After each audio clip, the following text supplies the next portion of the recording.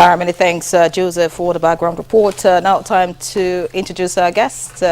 Joining us to discuss engineering solutions for sustainable development. It's a pleasure, honestly, to have with us the president of the NSC, Engineer Margaret Oguntala. Good to have you, ma'am. Thank you. Good to see you again. Congratulations. Thank you. One of us is up there. Yes. Thank you. Yeah. Not just up there and making us proud. Making us proud. Yeah. Of course, we also have joining us for the conversation, Professor Sadiq Abubakar, current president. Good to have you on the program, sir. Thank you, good morning. And also joining us in the studio is His Royalty Engineer Otis Ayaji Obi Onuwa II, Nyoko Kaji, past president, Nigerian Society of Engineers. I hope I did not. You tried. I tried. Thank you.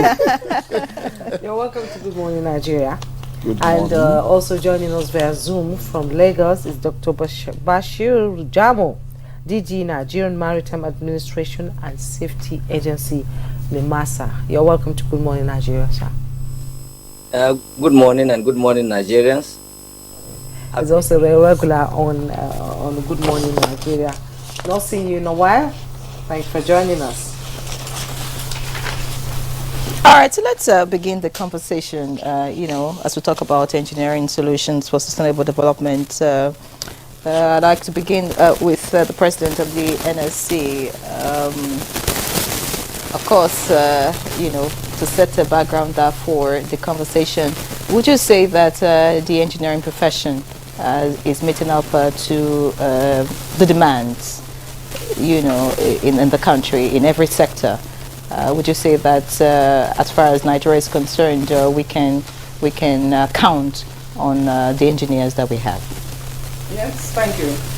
I would say really, and I can beat my chest with that Nigerian engineers are making waves in Nigeria. They are meeting the demands of the nation as far as development is concerned.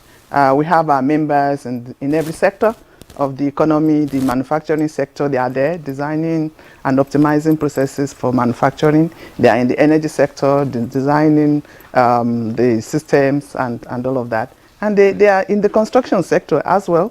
And at every point in time where you have Nigerian engineers, they do deliver, on their job as they should, maintaining all the ethics and standards that are required for the engineering profession.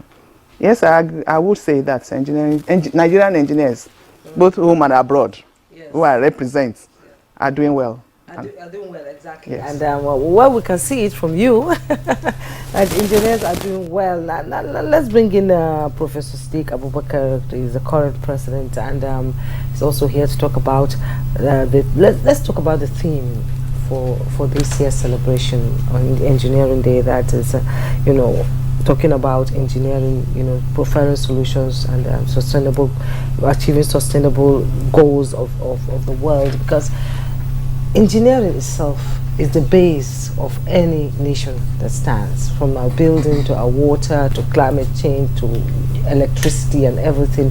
Engineers are involved in it, and most of the time we come here every year to talk about Engineering Day, and is it just talk? Do we go back to the drawing board to find areas where we have issues, or we just move forward, or we try to provide solutions? The world is moving towards, reducing emissions and all that. So where does engineering come into it to ensure that we have sustainable, solutions to most of the problems we have, especially in Nigeria, where we have building collapse and all that happening most of the time?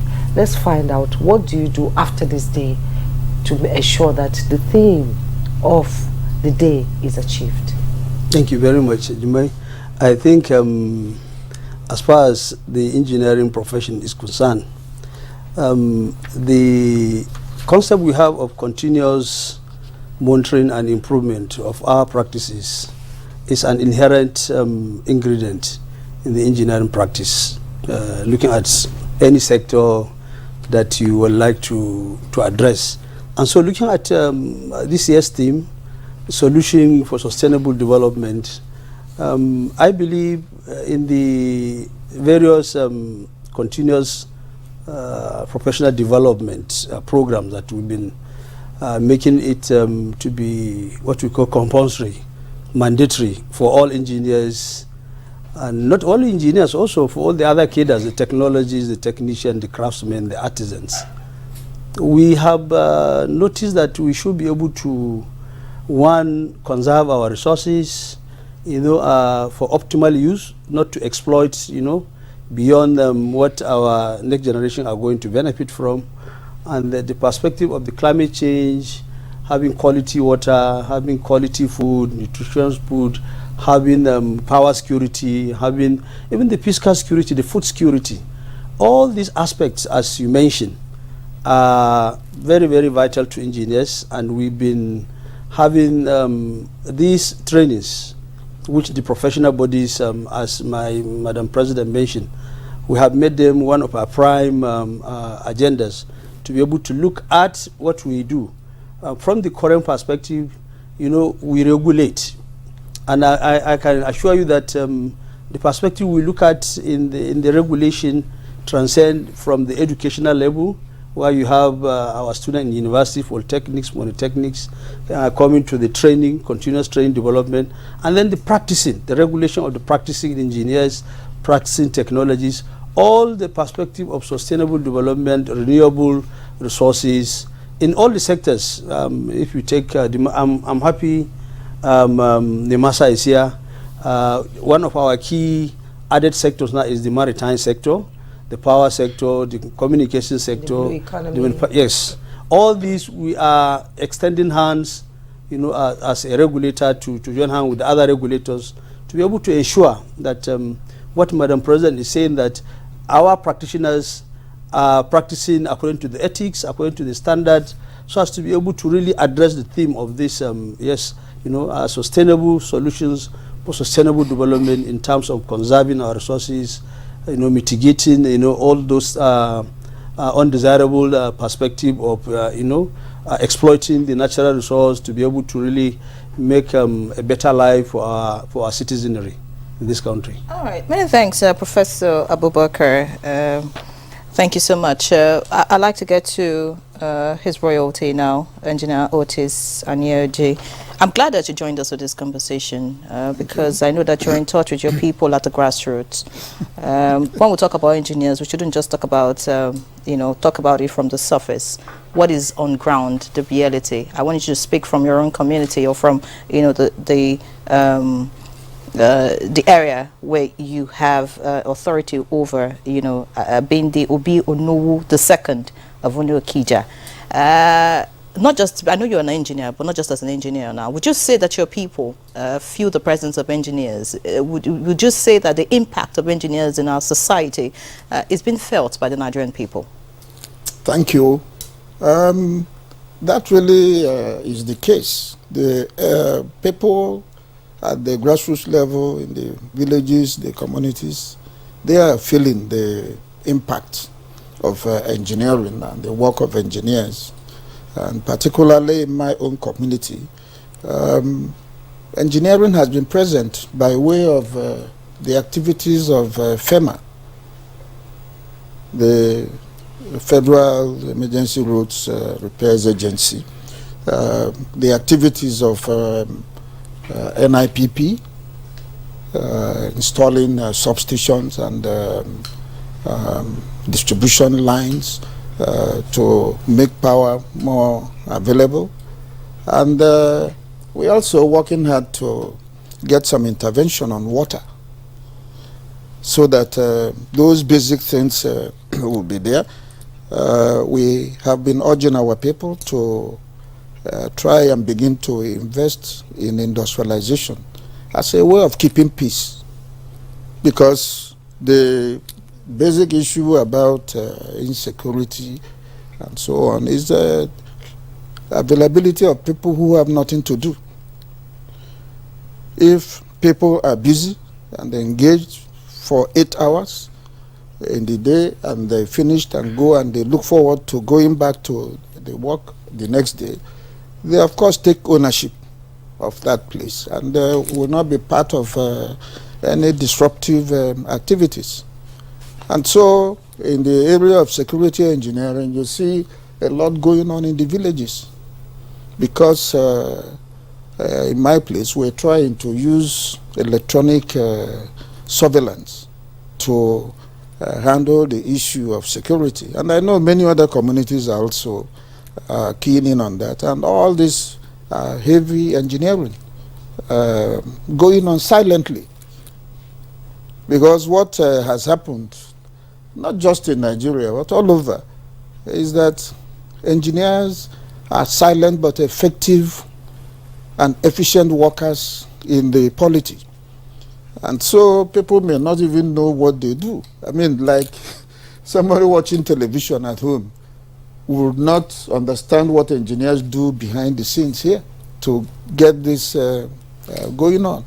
And that is almost the same with various other sectors. So we are there in the communities, and engineering is happening and being felt. Thank you. Okay, thank you so much. You know, here in NTA, we know that the engineers are sort of the backbone of broadcasting, because without them, we can't even be on air. And we've always commended their contributions to this profession. Now, let's bring in Dr. Bashir Jamo, is the DG, Nigerian Maritime Administration and Safety Agency, NIMASA. No, this day is emphasizing and highlighting the critical role of the engineers play in development, you know, developing innovative solutions to address global challenges, especially like Professor Sadiq Abubakar said, essential intervention in water, and that is your forte, the blue economy. What role do you think, how critical is it that engineers are part of these innovations that will push the blue economy in Nigeria? Thank you very much. Today, in the digital age, there is nothing we can do manually. First of all, before explaining the role of the engineers, we have to understand the role of shipping, which is essential to Nigeria's economy and daily life. It's vital for improving food, energy, and medicine. The maritime industry evolution towards sustainability is not just environment, but also socio-economic importance. So, in so doing, everything you see about the blue economy has to do with engineering. You cannot achieve, for example, the issue of fishing the way we used to do in those days. You must employ the high-tech ships, shipping trawlers, in terms of harnessing the resources of our own fishing. So in so doing, the role of engineers towards ensuring the greater sustainability in utilizing our ocean resources is vital. Now, apart from that, the issue of green job opportunities, we are moving towards greener ports nowadays. That's also 100% to do with technology. As a maritime sector transit to this green ports, green facility must be in place. And in so doing, we will see the surge of employment generation towards the blue economic realization.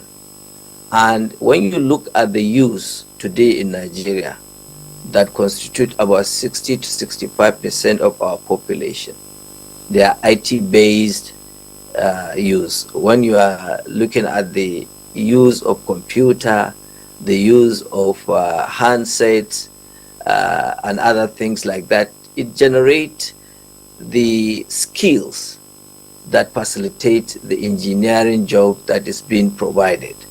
So technology is eminent for use to lead the sustainable future. IT attracts youth. So if the IT attracts youth, the IT is the component of technology. So in so doing, for everything that we want to achieve in the blue economy, technology has a vital role to play. The essence of new modernized ship, high-tech ship, has to do with the engineering as well. So the engineering and technological advancement are key to enhancing Nigerian maritime capabilities and facilitating smoother trade, and also fostering the blue economy as well as economic growth. Thank you. All right. Many thanks, Dr. Jamo. Of course, we'll get back to you, to talk more on this topic. I want to quickly get back to the president of the NSC, Engineer Oguntala. Now, when I asked the first question about if engineers are meeting up to expectation, you said, well, yes, they are. Even as we celebrate World Engineering Day, it's not just about celebration and, merit making. We have to look at, the impact, like I tried to ask his royalty about the impact of, the engineering profession in his community. But let's look at Nigeria as a whole now. If you say engineers are meeting up to expectation, then of course we want to look at certain issues. We want to look at, say for example, at the power sector and how we're faring. We know that of course that would be much better if we have our engineers, doing the needful. Let's look at, say, water supply. We have a deficiency in that aspect too. We want to look at the health sector, any sector you want to look at. At the moment, if you want to, some people have said we are underperforming in so many sectors, and we know that, of course, this can scale up if our engineers are, meeting up to expectation. Of course, we know there are other challenges, maybe government and all of that. So that leads me to your question, to my question. Well, you talked about construction earlier. If you talk about construction, we've seen cases of building collapse and all of that. Whenever there's a big project to be done, foreigners are brought in. You rarely see a chief engineer on site that is a Nigerian. So really, I want you to talk about the challenges that engineers are facing in the country at the moment, because it is clear that they are not meeting expectation. Well, let me first correct the impression of engineers not meeting expectation. Engineers do meet expectation. Now, like you said, there are challenges. And the challenges are not far-fetched. First, there isn't the intentional, government does not intentionally invest first in engineering education, in engineering projects and research. And those are the areas where you can strengthen the capabilities and capacity of the engineer. So there must be that investment. And unless there is investment, I mean intentional investment in all these areas, then we'll continue to have deficits in our infrastructure, and not due to the fault of the engineer. So we have engineers. You mentioned building collapse in the construction industry, and it's not just buildings that collapse, roads collapse as well. So we have a lot of failure in the infrastructure, the construction industry. But it's not because engineers have not been found to be at the bottom or to be responsible for all of that. One major issue is the fact that Nigerians generally believe more in the use of those who are not professionals. Because people have this erroneous impression that professionals are expensive, so they don't go to them. But we try to talk to them. The Nigerian Society of Engineers, a lot of times we try to sensitize the public with the collaboration of Koren to tell people, to inform people of the importance of engaging professionals in all the projects. And because unless we do that, we'll continue to have failure. And then there is the control, the legal framework, which has to be strengthened by the government to ensure that indeed the job of the engineer is now heightened and is also made easier when there is control and there is policy implementation and all of that. So I think that the failures that we have are not due to the negligence or the incompetence of the Nigerian engineers. And we, on our part, do a lot to ensure that we improve the professional capacity of our members. We continually organize training for them. Like later today, we're going to launch a training, specialized skills training for young engineers in particular, because when we talk about sustainable development, we need to look at the future, and these are the people who will hold the future. So we are organizing training for them, and we are starting with cyber security and ethical hacking. Because you know that the new technologies now, artificial intelligence, robotics, Internet of Things, those are the things like the DG Nimasas just said. IT attracts the youth, and we want to prepare them as engineers. So we are doing that later today as our own way, of strengthening the base, the engineering base of the nation. So we need the government to be able to provide a better work environment, to provide a better legal framework, to invest more in research and development. Because without research and development, how do we develop these technologies that we have now to be able to put to use and to be able to harness the goods and services that we have to render as engineers? When you talk about not having, people not using skilled professionals, are you worried about the fact that there's no, differentiation when you talk about engineers? I know that there's civil engineers, electrical engineers, mechanical engineers, and all of that. But you see, we just say engineers. So you could get a mechanical engineer to come and construct a building for you, and then you have issues because there's this. We're not. You just mentioned now you're having training for engineers. You're not saying, okay, we're having training for civil engineers.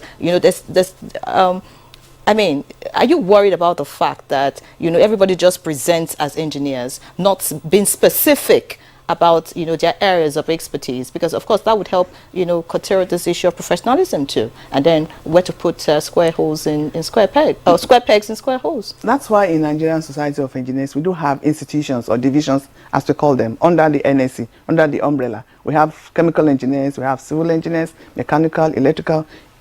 His royalty here is a mechanical engineer. I'm a chemical engineer. Prof is an agric engineer.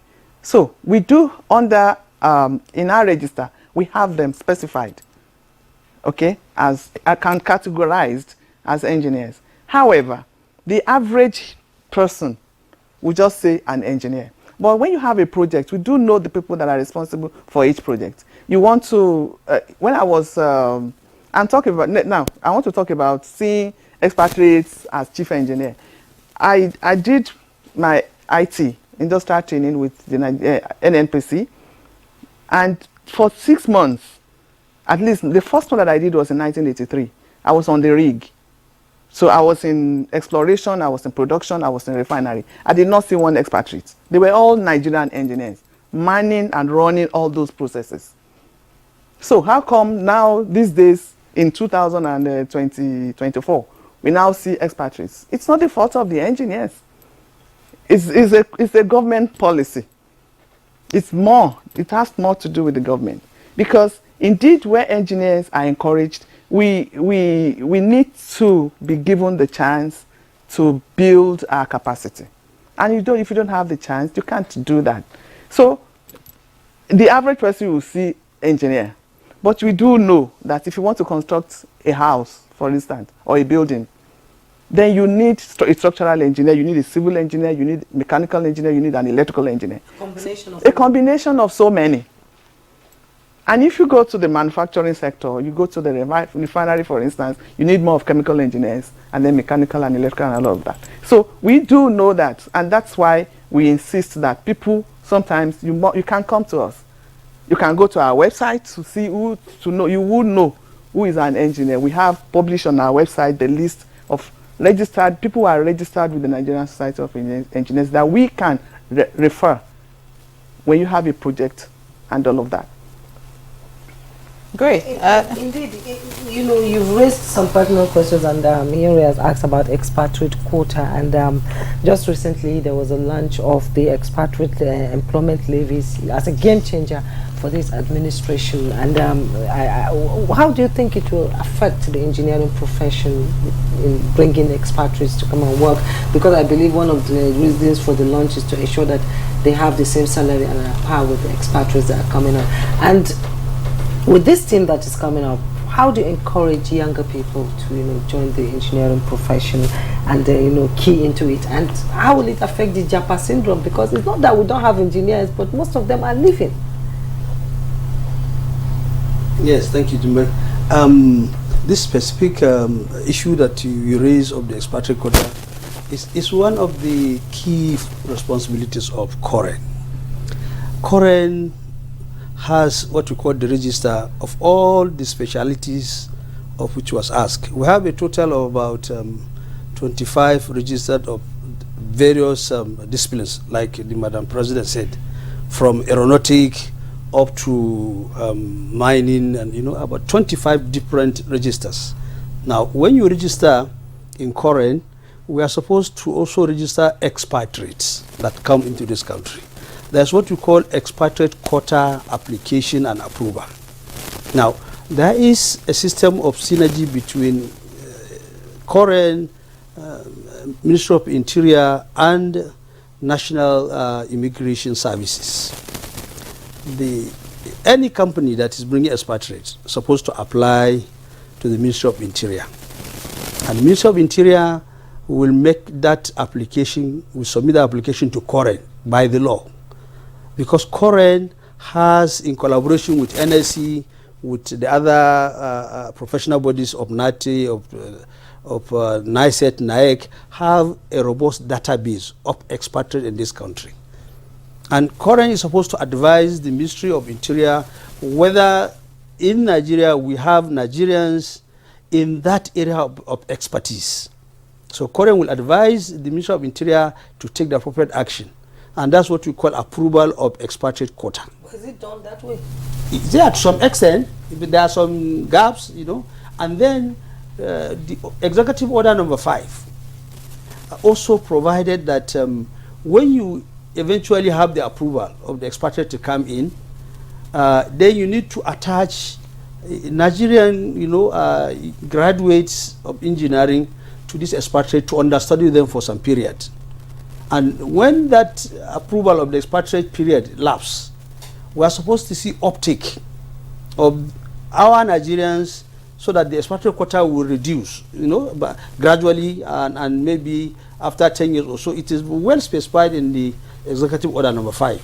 Like every expatriate company must have the items, like they must establish their design office in Nigeria. They must have some Nigerian engineers in that specific area to understudy them. And so after the first cycle of the expatriate stay in Nigeria, they are supposed to now uptake our Nigerian engineers who will replace them, so that by attrition, gradually the quota will decrease over time, so that Nigeria will take over. And you also remember that in the same Executive Order number 5, there is this mandatory issue of giving Nigerians some quota of the opportunity of the contract that are happening in this country, so that as Madam President said, we would develop the capacity of the Nigerian consultants in any specific area. So there are these excellent rules, guidelines and procedures, but implementation is another issue in terms of the synergy between the professional bodies, the regulatory bodies in all engineering disciplines, as vis-a-vis the governmental MDAs that were supposed to synergize and guard the ecosystem of engineering in whatever subject matter or in whatever sector or discipline. So these are areas that we really need to sit down as a nation to be able to find a way on how to really improve and remove those gaps that we have. Beautiful. Thank you, Professor Abubakar. That brings me to His Royalty now. When the NSC president was talking, she mentioned her experience in the 1980s, having Nigerian engineers, at the forefront of every thing that had to do with engineering in this country. Of course, you also became an engineer, I'm sure, in the 80s, in the 70s. In the 70s, and I'm sure you have also experienced that there's a difference today, with the kind of engineers that we have, or if it's the practice. where would you want to, place the problem? Is it the fact that the engineers that we have these days only know engineering in the books and not in practice? Because if you go to engineering faculties today in the universities, you had to find machines or whatever it is for them to learn with. They learn about theoretical parts or everything about engineering in the paper. And you expect them to go on the field and do magic. So, but I'm sure it was different for you. So where would you want to place the problem? I'm sure you also agree that engineers in the country are not as, well placed as they used to be in the past. Thank you. Well, I think all this you can put at the doorstep of policy. How government makes policy. Because if you go to the Constitution, the government is actually supposed to do its work following the directive principles of, state policy. And then the list objectives in political, economic, social, educational, environmental, and even cultural. And it is in the formulation and implementation of these policies that we have these problems. Madam President talked of her experience in NNPC in the 80s. I became the site representative for the first petrochemical project implemented in this country in Epa, Warri. And that took me to Warri in November 1980. And I came into the refinery, which was just commissioned 2 years earlier, 1978. And at that time, they had staff of about 1,500, thereabout. I met only one expatriate, and he was the finance manager. They had a reason why that was done. The general manager, or as they called the manager in charge at that time, Dr. Amenechi, a Nigerian, the refinery manager was engineer Jide Shoyode, who, in a kind of fitting poetic justice, is the consultant on this Dangote refinery. And all his staff running the refinery there, they were Nigerians. And that was also the time when they did turnaround maintenance. And you would not know that that the refinery was down. Because, the configuration of the refinery was that you have storage of 90 days, which is the period meant for this turnaround. And so customers will continue coming to take their products and go, and you would not know that the refinery was down. And this was all done by Nigerians. Today we cannot run a refinery. What has that got to do with engineers? It was engineers who were, Nigerian engineers, doing all that at that time. And it was so in various other sectors. Steel, Nigerians produce steel here. But the problem, like I said again, it is policy. You cannot build an industry and starve the place of working capital. If you build a basic industry like that, you must provide 30% of the asset value of that place for working capital to enable it to break even. And then, become independent of maybe what they can now arrange finances and so on and go on. But that doesn't happen in Nigeria. Government builds a refinery, builds chemical plants, and so on and so forth, and expects them to run on their own. They wouldn't put down the working capital that you need to get that place to run. And that is how all our basic industries run down. It is policy. So we expect that the media should help guide the government as to the importance of making proper policies for all the political, social, economic, educational, and environmental and cultural objectives to be met. So I'm sure you are, in the media, you're also suffering quite some deficiencies. And they wouldn't come and put it at the doorsteps of the practitioners. That mass media is not, has not been able to wrestle the government and put them on the ground, and because that's what the Constitution says. That is your duty. That you should checkmate the government. But certain policies that should make that possible are not there. Yes, talking about policies, I need to ask you this question. What happened along the way? Because I know that your generation were people with passion for this country, and I'm sure a lot of your generation of engineers are no longer in this country. Well, it gradually went down. What happened? How did we lose it? Let's go back to Shagari's regime. Shagari had like 8 engineers in his cabinet. Then the military people came. When President Babangida was there, at each time there were at least 8 engineers that were ministers in his cabinet. And he explains it. He says he is an officer, he's a military officer, but that his heart was in mechanical engineering.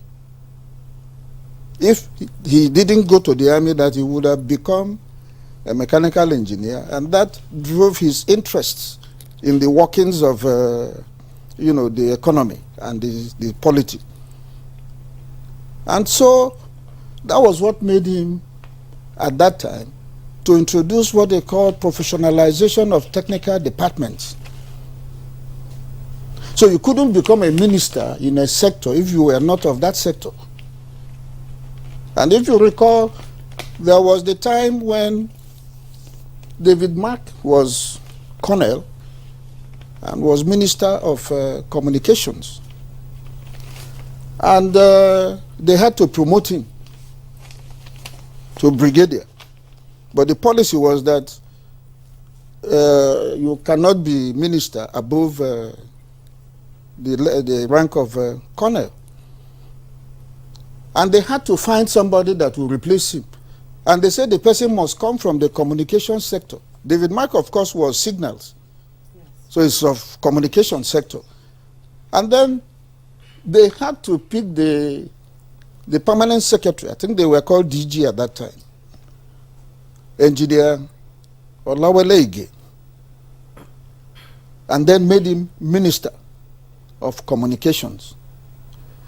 So you'll find that the progress you make under that kind of arrangement certainly will be a lot more structured and sustainable than when you adopt the policy and the principle that, anybody can go anywhere. So that is part of it. It's like putting square pegs in the square holes, yes. And at that level, that is where you design everything. It is really the government, the leader, that determines how far anybody can go. If the president of a country wants his engineers to go to the moon, they will go to the moon. Mm. President Kennedy was a journalist. Yes. He studied liberal arts. But history records him as the man that put, the person that put man on the moon using engineers. And if you go to Houston, to the headquarters of NASA, you will find one monument in front of that place. It is a monument to the contributions of the American Society of Mechanical Engineers in that quest to take man to the moon. So we can do it. Thank you, so much, His Royalty. Of course, we can do it. It's just the willpower, to do that. And talking about, developing as a nation, how much of this all-important job of sustainable engineering solutions for development have been captured in the country's national development plan? Dr. Bashir, this question is to you. Dr. Jamo. I want to refer a little bit back to His Majesty's statements in terms of security. When you look at the security architecture of our own waterways, it's going to be very difficult for you to achieve anything without security. In the year 2000s backward, we do experience a very, very difficult scenario in terms of our maritime security. And virtually what at that time Nigerian Navy and the agency, Nigerian Maritime Administration and Safety Agency, used to do has to do with the manual way of dealing with this insecurity. His Royal Highness mentioned that they deal with the technology in terms of monitoring well-being of their own security. Similarly, if we want to develop shipping, we must imbibe the culture of high-tech maritime workforce as well as the technology. We must embrace that. So the move towards this high-tech was what informed the agency to complement the Nigerian Navy's effort in terms of insurance, maritime safety by introducing the Deep Blue project. When you look at the Deep Blue project, it's a high-tech project that costs huge amount of investment for Nigeria, which entails securities, platforms, land, sea, and air. Now, when you look at the air, we have special mission helicopters and special mission aircraft, as well as unmanned air drones. This cannot be done manually. It's been done through high-tech, platforms and equipment. Now, at sea, we have special mission vessels, and then we have fast interceptor boats that can respond to any possible threats. On land, we look at the armored vehicles or specificated by vehicles that have been constructed specifically to address the terrain of Niger Delta, to address that particular type of soil where our own ordinary vehicles cannot enter the creek. And in the world, Nigeria is one of the most highly, blessed with the creek that, not all the platforms that you have can go there. So this special mission vehicles are built specifically to address that. All this is geared towards enhancing the issue of development in terms of the maritime sector, and is technologically based. Now, after looking at these platforms, we have what we call C4I, command, control, communication, computer, intelligence systems that serve as a brain. We have satellites that link the entire gamut of these platforms, and each one can see each other, can hear each other through communicating with the C4I. This is one of the high-tech technology that is being implemented by the agency to complement the efforts of the Nigerian Navy to ensure the maritime security is being achieved. And by God's grace, today, in those days, we were attacked as the most dangerous country to trade in terms of shipping. Today we have been removed on such lists and other things, all in the under the development and the progress of the engineering work. So with this, we can see the progress and the development that we have. Another thing has to do with Professor made mention and continue to mention the issue of training and retraining. In transition to greener shipping technologies, we will have to require intensive training and upskilling. The current workforce, including thousands of Nigerian CPRs, need training to grow. So in terms of growth and development, as well as leadership in the maritime sector, it is important for us to imbibe the new technologies that we have as an alternative for the growth of the maritime industry. This includes alternative fuels, the remote ships that we have. All this enhances the fast growth and development of our own maritime sector, and by extension, our own economic growth. Dr. Bashir Jamo, indeed, the NSC president has talked about the training and retraining of engineers. I'm going to pause you there to bring her back into this conversation, and then let's talk about the major challenges that you face, in taking advantage of engineering solutions for sustainable development in Nigeria. We're talking about the COP21 and also that took place, and the emphasis on engineering, preferring solutions to these sustainable development goals through preventing gas emission, which is the target is 2030. How is the engineering profession moving towards that target that COP21 is emphasizing and re-emphasizing all the time?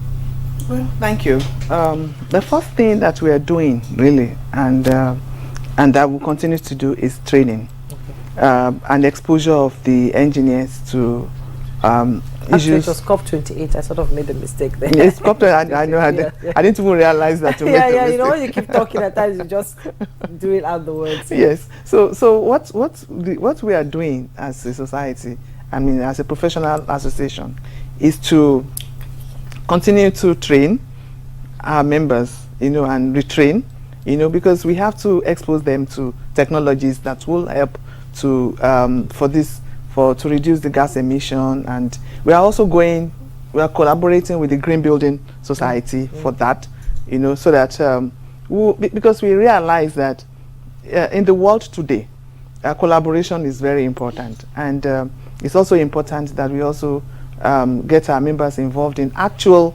happenings, and all of that exposure, which is what I said earlier. So we are collaborating with the Green Building Society. We are also sending our members, we are training them and all of that to prepare them and to ensure that they key into the COP28 measures and all of that. All right, Madam President, when you talk about training, I want to find out, do you have in focus, or it may not be in your purview, but what you think the government could do? Because we're looking at how, engineers can, bring about innovations, or if you like, inventions that could better our lives, today, and of course, improve the worth of our nation. Looking at the agencies that we have a lot of engineering agencies around, but the capacity of these agencies, for some people have said, well, nothing is actually coming out from them. You said he's an agricultural engineer. If you want to look at the field of agriculture, for example, every equipment used in the agricultural sector in the country is imported at the moment. These agencies are there so that we can be able to, invent, engineers can come up with ways we could, do our stuff, and all of that would help the development. What can government do, really, to scale up the capacity of these agencies, and if you like, the engineers that are in these agencies? Well, I would think that, I would say that government can invest more in research. And for instance, we have the NASENI, which was established for innovation and inventions and all of that. And what government needs to do is to invest more in it, to encourage more of the inventions by investing. And because you just asked me what government can do, and I think deliberate efforts, at some of these things, strengthening the legal framework around all these MDAs, and then of course policy implementation. We have a lot of policies. The formulation of some of those policies are even wrong from the beginning, but for many of them, the major problem that we have is the implementation. But I think that if government could just invest more, could just be more specific in the roles that they play, or in the role that it plays, in some of these MDAs, and I'm sure that things will be better, and then the work environment will be better, and then the engineer will be more prepared and more encouraged to sit down and innovate and continue to collaborate with other professionals in Nigeria to build Nigeria. Talking about building and encouraging innovation in engineering, and Professor Sadiq Abubakar, I'm coming to you on that. During your time when you graduated as an engineer, I believe a job was already waiting for you. When the best come out with the best. Now, what are you doing in collaborations with the Department of Engineering in these universities, this citadel of learning, to grab the best, first class, second class, upper who come out, with ideas, bubbling with, innovations in their head and wanting to just go out there and explore and contribute to the engineering profession? What are you doing in that aspect to ensure that you grab them before any other person does? I just to add to that question, would you say that the graduates we have these days have the kind of skill, the required skill, to, like you did, compared to previous years?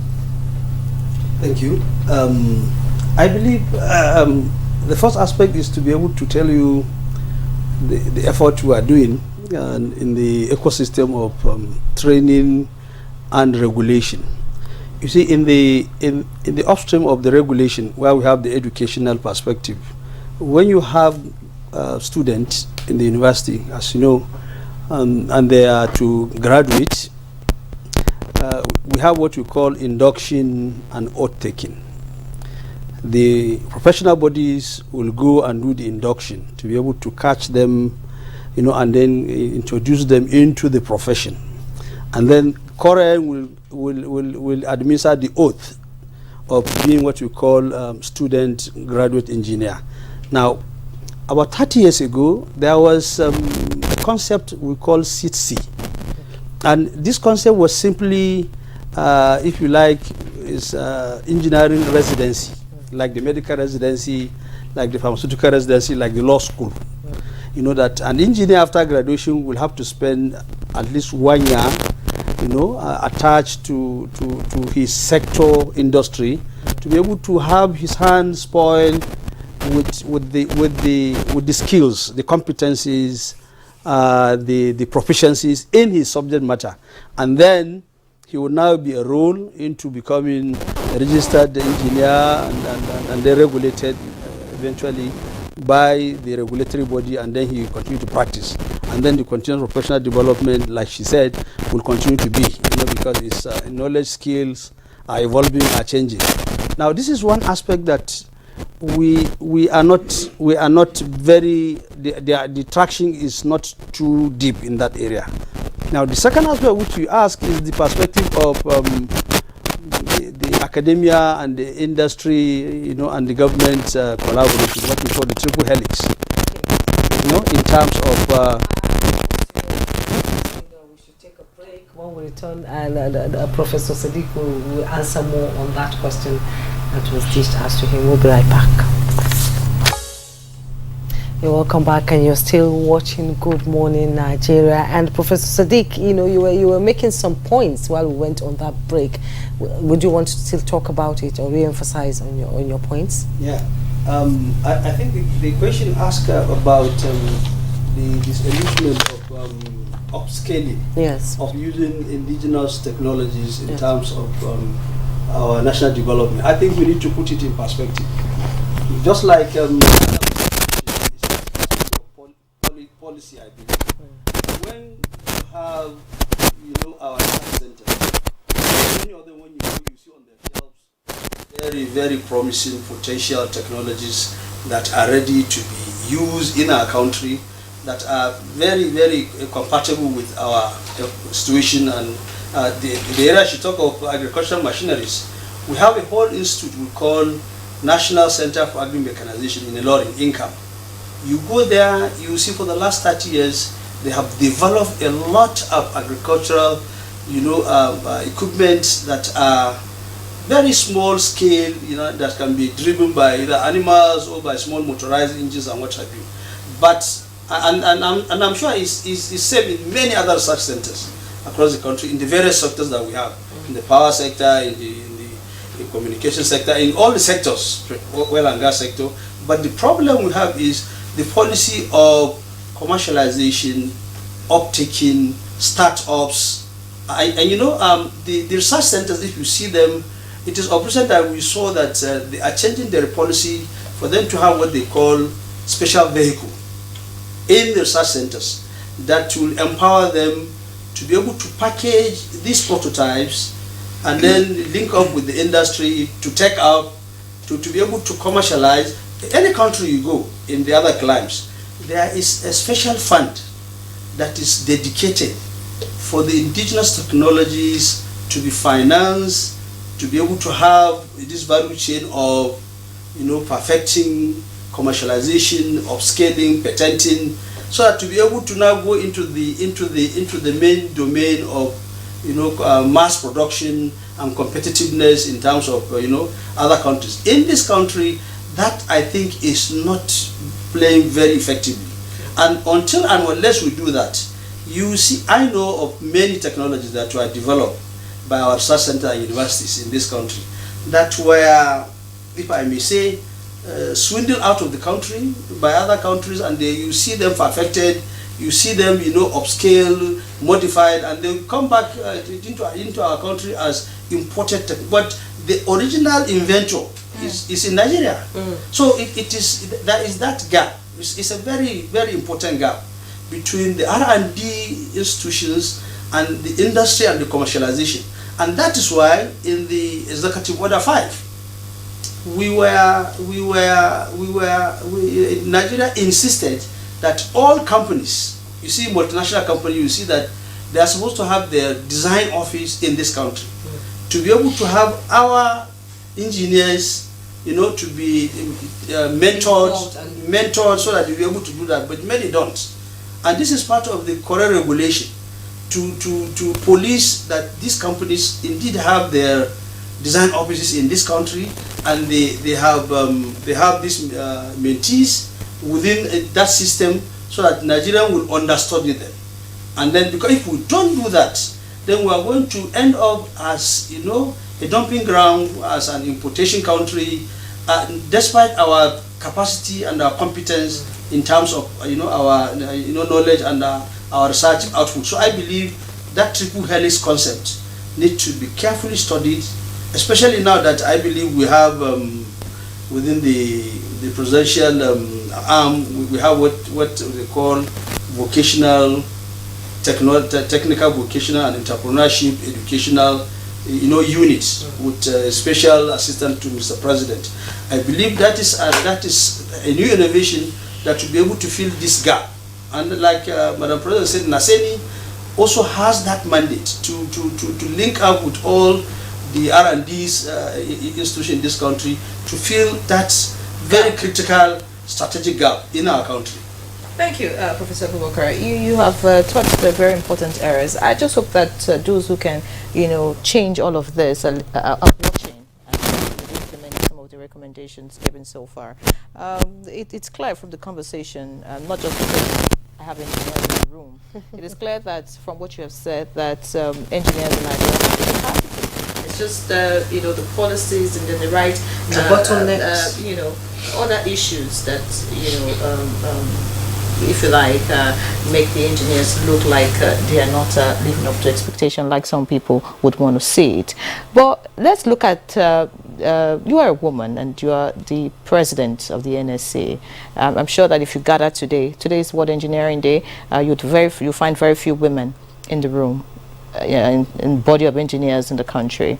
I wanted to speak to that about having more women, in the engineering profession. Of course, I know that there are programs trying to get girls in STEM and all of that, but I mean, what can we do as a nation just so that we can have women venture into this? Thank you. Well, what we can do is to educate people, particularly starting with homes, to enable the women or the girls break the cultural barriers to start with, and all other barriers, because I mean culturally it's not very favorable for a woman. When I wanted to study engineering, for instance, my father didn't think I should. He thought I should become a teacher so that I would close early and have time, or a nurse. So you see those things that we talk about in the home. So those things have to change. We have to let the girl know that she is just as important or as intellectual, as intelligent and brilliant as the boy. And starting from there, then we will be able to now encourage them when they get into school. We have a division of the Nigerian Society of Engineers, Association of Professional Women Engineers of Nigeria, that does a lot of that, catching them very young, right from primary school.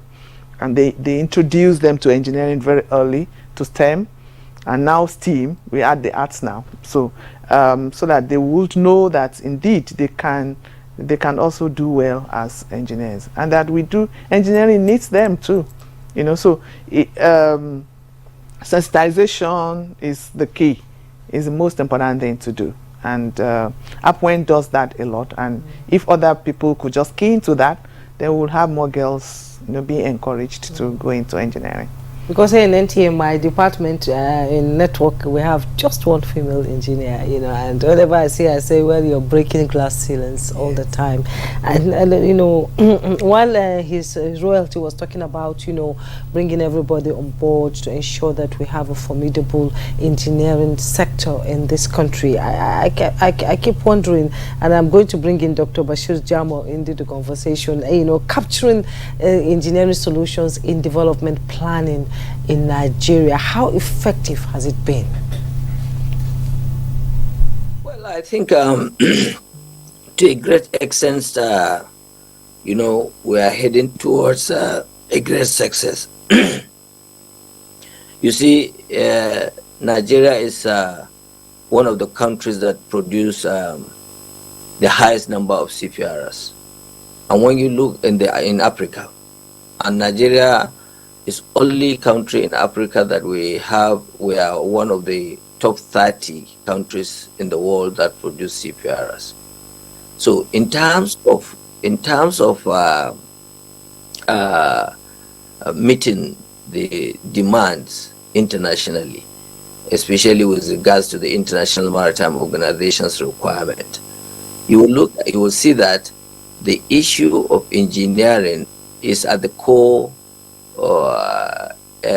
top echelon of the professions of CPRs in the world. Because when you are talking of the CPRs, most of the things that comes to your mind is the marine engineers, marine architects, the surveyors. All these are related to the engineering.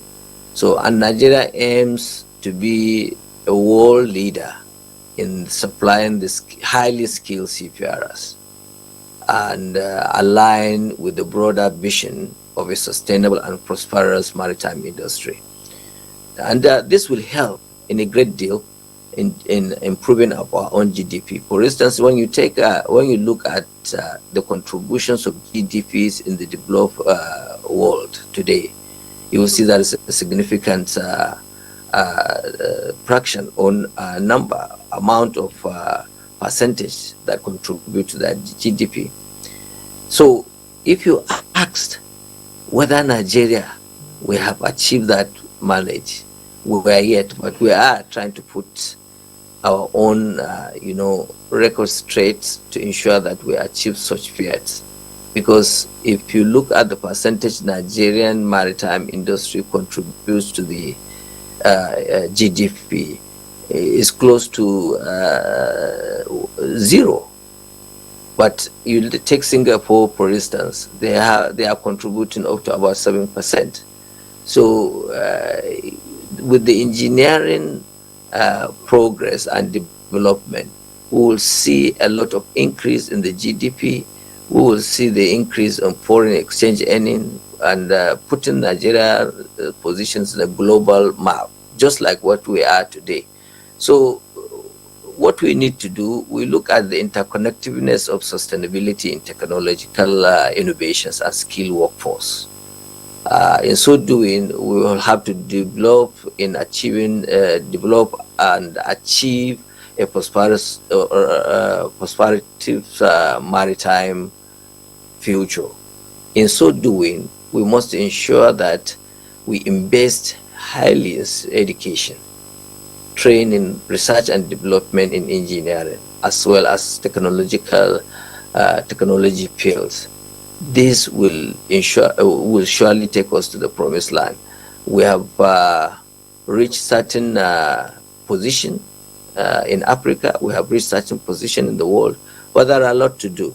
I am happy that we have a combined engineers nowadays, and we in NIMASA, we are trying to build a number of maritime training institutions across the country, so that the huge amount of money we are spending to send our younger generations foreign countries to go and learn the engineering, marine related courses, we can be able to produce them here locally in Nigeria, as the discuss shows. So at the end of the day, we have competent hands. Some of them, they are abroad, doing a lot of things to develop other economies, when we have our own here suffering from different challenges. But I believe that we're in the right track. Within the next 5 years, we will be able to showcase ourselves as one of the best countries in the global map. Thank you. All right, thank you, Dr. Jamo. Because of time, we need to wrap up the conversation quickly. But let's talk about today being World Engineering Day. Madam President, what should engineers in the country look forward to? Well, thank you. All over Nigeria today, and in the diaspora where we have our branches, we have 86 branches really. 81 in Nigeria, 5 in the diaspora. Each branch is celebrating the World Engineering Day. But at the headquarters today, we are going to have a symposium with the keynote address being the Honorable Minister of Works, His Excellency Engineer, our own engineer, yes, David Umahi, fellow Nigerian Society of Engineers. We'll have other speakers talking to the topic and the theme of the day. We also have, like I said earlier, we'll launch this specialized skills training today. We're going to take 100 per stream, and it's a year-long event that's in collaboration with the Nigerian Content Development Monitoring and Monitoring Board. So we're going to train. Our aim is to train about 6,000 engineers, young and old, in emerging technologies, hands-on, biogas, biodigesters, solar panel, development, and so on and so forth, apart from the AI and the rest of it. Renewable energy. Yes, renewable energy, clean water, all of them. And waste management. Those are all the areas, all the areas that have to do particularly with the UN SDG goals. Yes, so we plan to train engineers in all those areas. So better prepare them, to upskill them, and let them be more prepared to take up their jobs as the developers of the nation, because we believe that, like Henry Perensky said, engineering is not just a profession, it is a way of solving problems. And I would say that it's a way of life. It's a way of life, so, exactly. So cheers to all the engineers in the world. Yeah. and I read somewhere that maybe God is the first engineer, looking yes, at the planets and everything. Planets, yeah. God is an engineer. Let's bring in, Engineer Otis. What will be your contribution to today's day as it's been celebrated, and how would you encourage the younger generation to pick up this profession and contribute to the development of the nation? Actually, my contribution to the events of this day, one is that today is my birthday.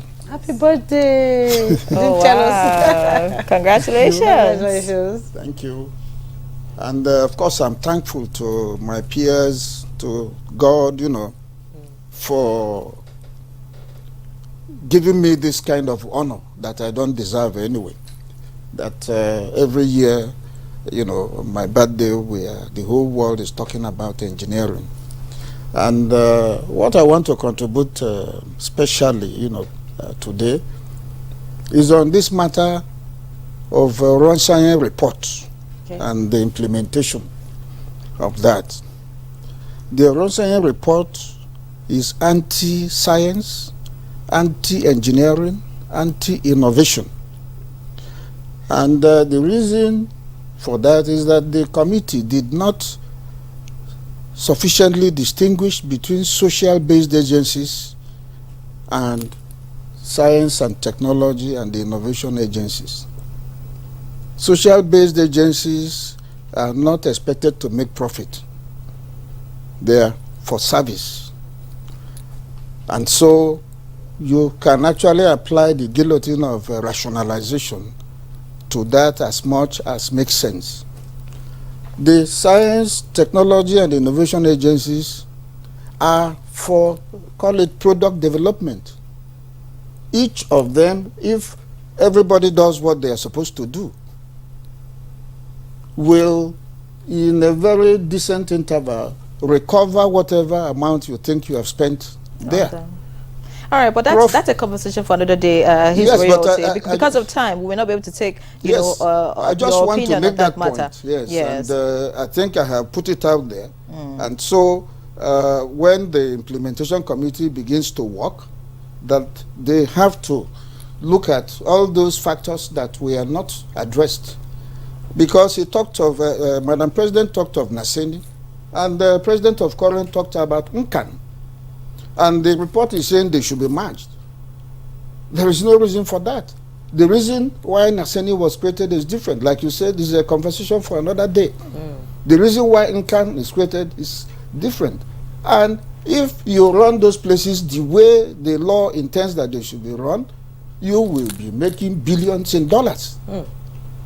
So saying they should be merged doesn't, I established, you know, with a presidential approval, the Center for Automotive Design and Development in Zaria and the National Automotive Council. The report is saying you should scrap them. These are agencies that are self-funded. All right, thank you so much. His royalty. You know, when we are talking of buying Nigerian-made automobiles and so these are issues that we need to pay attention to. Of course, and look then at that. I would also say congratulations to all engineers. The President, Nigerian Society of Engineers, President of the Council for Regulation of Engineering in Nigeria. Thank you. And so then much. you were talking about our not being able to distinguish between the different disciplines. You know, we now have Chartered Institute of Power Engineers and Chartered Institute of Electrical Engineers. So we at least are making attempts to distinguish. Yes. So that everybody will be able to know find who their is place. who. Yeah. Beautiful. Thank you so Thank much, you. Engineer Otis. By the way, even if you didn't study engineering, you would have been an engineer by birth. My best. All right, Professor Abubakar. Your last your word final in words as we round off. 1 minute. I also want to join my colleagues all over the world to celebrate this very wonderful day that reminds us of the value of engineers globally. We should try to identify the critical niches that engineers play in our society to create the well-being in this globe, and to also give them the support, and to also, you know, encourage them to improve their skills, their proficiencies, their competencies in delivering what God has made them to be. All right, thank you. Solution solvers. Thanks, solution solvers. Thank you, Dr. Jamo. Your last words as we round up the conversation. Opportunity to congratulate His Royal Highness for his birthday, and congratulate the Nigerian Society of Engineers as well as Koren, and appeal to them that we have been, benefiting from their professional trainings and retraining of our workforce, and the issue of marine surveyors should be looked into, because in Nigeria we are lacking those areas, a very limited number of. So I think in their curriculum, I would like to the two presidents to look into the issue of marine surveying in Nigeria and the training that has to do with that. On that note, I would like to say kudos to the Nigerian Society of Engineers. Despite the backwardness in so many areas, I think the society, they have done a great deal of work towards ensuring our younger generations have a very broad knowledge in that area. Today, we are proud to say that if you go to LNG, most of the workers in LNG, trains, they are Nigerians, and they are trained in Nigeria, especially those in Maritime Academy Oron. So I would like to congratulate each and every one of you, and I wish you the very best of this day. Thank you. All right, thank you so much, Dr. Bashir Jamo, DG Nigerian Maritime Administration and Safety Agency, NIMASA, for joining the conversation this morning. We appreciate you. Of course, we appreciate Engineer Margaret Oguntala, the President of the NSA. Pleasure to have you again on the program. Professor Sadiq Abubakar, current President, thank you so much for joining the conversation. And of course, the engineer by birth, his royalty, Engineer Otis Onyaji Obi Onowu II, Enio Kija, past, and also the past president of the Nigerian Society of Engineers. Good to have you. By the way, by association, can I be an engineer for today? For today. All right. Okay. So that's Good Morning Nigeria today. I'm Ian John. Enjoy the rest of your day. And I'm Juma Yusuf. Thanks for watching.